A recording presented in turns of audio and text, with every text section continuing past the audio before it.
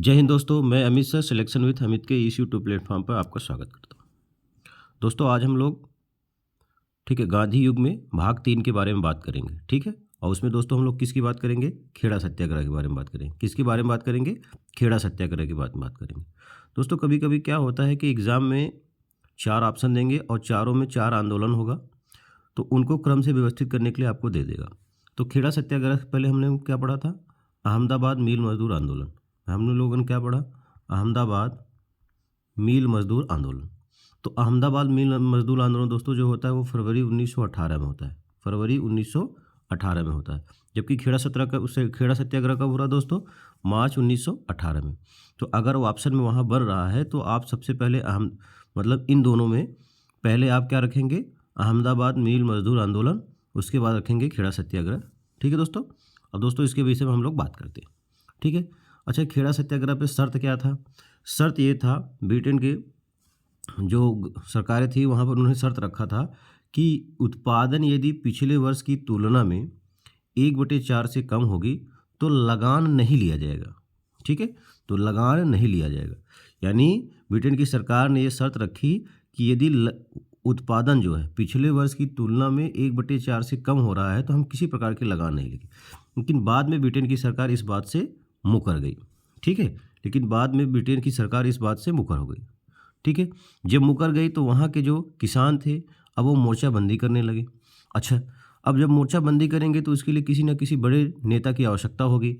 तो वहाँ पर जो एक लीडर के रूप में थे उनका नाम था मोहनलाल पाईया और शंकर लाल।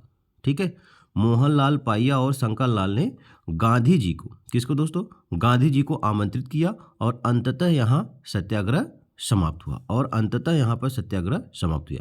यानी लगान वसूली के विरोध में मोहनलाल पाईया ने और शंकर लाल ने गांधी जी को कहाँ पर कहा कि भाई आप गुजरात के खेड़ा में आइए। तो जब गांधी जी आते हैं, इस समय गांधी जी का कद बहुत ही ऊंचा हो चुका था। यानी वो इस समय जो है अंग्रेजों के लिए एक हिसाब से नासूर के ही समान थे। ठीक है, जब गांधी जी आते हैं तो अंग्रेज जो है इस पर क्या होते हैं, पूरी तरह से डर जाते हैं कि अब कोई बड़ा आंदोलन हो जाएगा ये। इसलिए क्या होते हैं कि जो अंग्रेज थे अपनी बातों को पुनः वापस ले लेते हैं और गांधी जी की बात मान जाते हैं। अंततः यह जो है सत्याग्रह समाप्त हो गया। ठीक है दोस्तों, आगे बात करते हैं दोस्तों। ठीक है, अच्छा ये कैसा आंदोलन था? यह पूर्ण रूप से किसान आंदोलन था। प्रथम पूर्ण रूप से किसान आंदोलन था दोस्तों।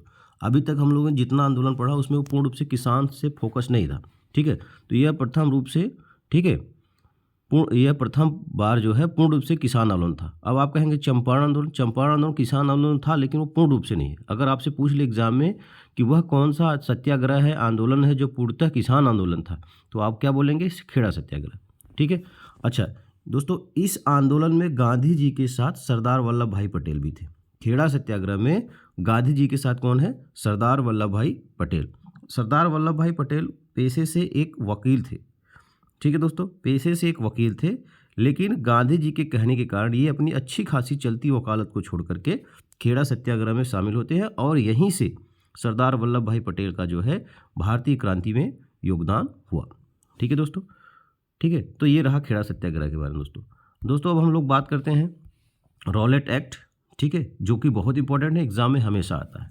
रॉलेट एक्ट आया कब? 1919। पूरा इसका डेट है 19 मार्च 1919। कब है दोस्तों? 19 मार्च 1919 रॉलेट एक्ट, या इसी को क्या बोला जाता है? काला कानून।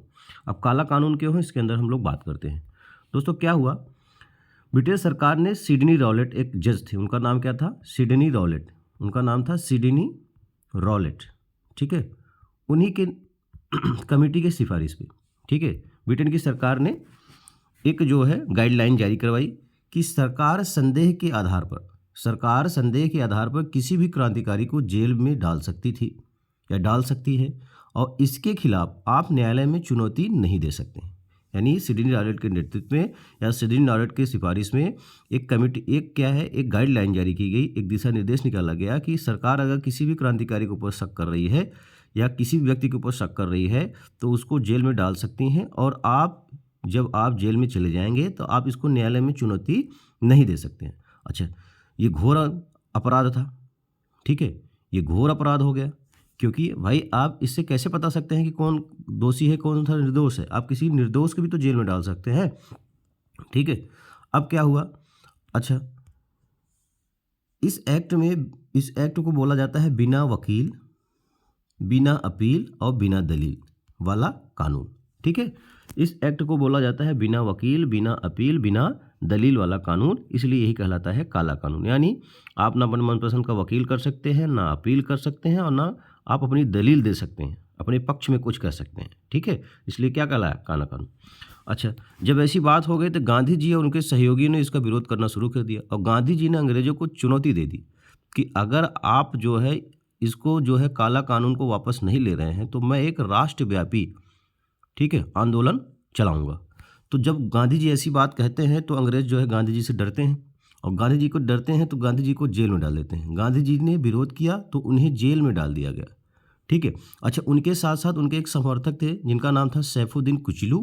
क्या नाम था दोस्तों, सैफुद्दीन किचलू और डॉक्टर सतपाल, इन लोगों को भी जेल में डाल दिया गया। ठीक है, अब ये तो बात पता है कि गांधी जी तो भाई एक वर्ल्ड वाइड लीडर हो गए थे, विश्वव्यापी नेता हो गए थे, तो उनको जेल में ज़्यादा दिन तक वो अंग्रेज रख नहीं पाएंगे। ठीक है, तो लेकिन सैफुद्दीन किचलू और डॉक्टर सतपाल को इन्होंने गिरफ्तार करके जेल में डाल दिया। अब इन्हीं की गिरफ्तारी की रिहाई के लिए एक अगला जो है नरसंहार होने वाला है, जिसका नाम क्या है दोस्तों, जलियांवाला बाग हत्याकांड। किसके लिए, डॉक्टर सैफुद्दीन किचलू और डॉक्टर सतपाल। ठीक है दोस्तों, तो दोस्तों आगे बात करते हैं हम लोग। अब हम लोग बात करेंगे जलियांवाला बाग हत्याकांड। ठीक है, इसका डेट ही पूछ लिया जाता है एग्जाम में कि जलियांवाला बाग हत्याकांड कब हुआ, 13 अप्रैल 1919। कब हुआ दोस्तों, 13 अप्रैल 1919। तो उपरोक्त का मतलब यहाँ पर हो गया सैफुद्दीन किचलू और डॉक्टर सतपाल। सैफुद्दीन किचलू और डॉक्टर सतपाल के गिरफ्तारी के विरोध में पंजाब के अमृतसर के जलियांवाले बाग में, ठीक है, एक सम्मेलन या सभा आयोजित की गई कि इन लोगों को कैसे छुड़ाया जाए और आगे की रणनीति हम लोग क्या बनाएं। ठीक है दोस्तों, अच्छा इस सभा को किसने बुलाया था, ठीक है, बुलाया था या बोल दिया जाए मुखबिरी किसने कर दिया अंग्रेजों से जाकर के, तो हंसराज नामक एक व्यक्ति था जो अंग्रेजों से जाके क्या कर दिया, मुखबिरी कर दिया। मुखबिरी का मतलब वहाँ पे ये बता दिया कि वहाँ का जो अमृतसर का या पंजाब का प्रशासक था कि वहाँ पे एक सम्मेलन चल रहा है, उस सम्मेलन का मुख्य मकसद यह है कि अंग्रेजों के खिलाफ लोगों को भड़काना। अच्छा, ये बात सुनते ही, ठीक है, अब अंग्रेज अधिकारी जो है आनंद फानंद में वहाँ पहुँचेंगे। ठीक है, तो इस समय पंजाब का जो लेफ्टिनेंट गवर्नर था दोस्तों, जो पंजाब का लेफ्टिनेंट गवर्नर था उसका नाम था माइकल ओ डायर। क्या नाम था दोस्तों, पंजाब का जो लेफ्टिनेंट गवर्नर था उसका नाम था माइकल ओ डायर, जबकि अमृतसर का जो प्रशासक था उसका नाम था माइकल आर डायर। क्या नाम था दोस्तों, माइकल आर डायर। यानी पंजाब का जो प्रशासक था, पंजाब का जो लेफ्टिनेंट गवर्नर था उसका नाम था माइकल ओ डायर, जबकि अमृतसर का जो प्रशासक था उसका नाम था माइकल आर डायर। ठीक है दोस्तों, अच्छा गोली चलाने के लिए कौन कहेगा, जो अमृतसर का प्रशासक, क्योंकि मामला कहाँ चल रहा है, ये अमृतसर में। तो आर डायर ने गोली चलाने का आदेश दे दिया और जिसमें हजारों लोग मारे गए। ठीक है, हजारों लोग मारे गए। ठीक है, अच्छा अब इसी जलियांवाला बाग नरसंहार से कई हमारे युवा क्रांतिकारी भी निकलते हैं। उनमें से एक थे सरदार उधम सिंह। क्या नाम था दोस्तों, सरदार उधम सिंह, जो आगे चल के 1940 में किसको मारते हैं, माइकल ओ डायर की गोली मारकर हत्या कर देते हैं। कहाँ पर, लंदन में। ये लंदन में जाकर सरदार उधम सिंह ने माइकल ओ डायर की हत्या कर दी। ठीक है दोस्तों, तो पूछा गया एग्जाम में ओ डायर को किसने गोली मारी, तो ओ डायर को गोली किसने मारी, सरदार उधम सिंह ने मारी। ठीक है दोस्तों, अच्छा ये नरसंहार इतना भयानक था तो इससे जो हमारे कुछ लीडर, जो पढ़े लिखे लीडर थे, जो अंग्रेजों के साथ में काम भी करते थे, वो बहुत दुखी हुए। उनमें से एक थे रविन्द्रनाथ टैगोर। कौन थे दोस्तों, रविन्द्रनाथ टैगोर थे। ये दुखी होकर अपनी नाइटहुड की उपाधि जो है लॉर्ड चेम्सफोर्ड को लौटा दी।